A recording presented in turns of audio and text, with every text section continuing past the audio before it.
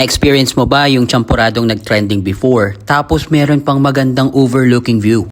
Dito yan sa The Busy Bean, Great Brew, Great View. Nasa high floor tong place na to, kaya tara, akyat tayo. Yan, naligaw pa nga. Marami ng celebrities ang nag-feature ng place na to, kasama na doon si Drew Arellano. Breakfast time nung bumisita kami. Kaya tara, almusal tayo. Sinubukan namin yung dalawa sa mga silog nila. Ako, I ordered pork silog at yung kaibigan ko naman in-order yung top silog nila. Masarap parehas. Ito na yung trending champorado version nila na may kasamang danggit. May milk powder sa ibabaw ng chocolate dome. It's time to pour the milk!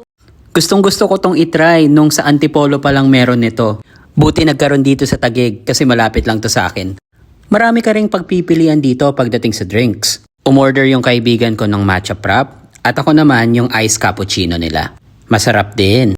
Masarap yung champorado version nila, lalo kasama danggit. Pero for me, mas okay kung mas dark yung chocolate.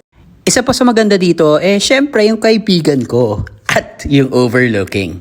Kita mo na dito yung Laguna de Bay, part ng BGC at Makati, at syempre yung Taguig. Sobrang dami pa nilang food sa menu other than what we've ordered.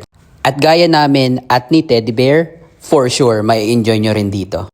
Tara na dito sa The Busy Bean. Hey!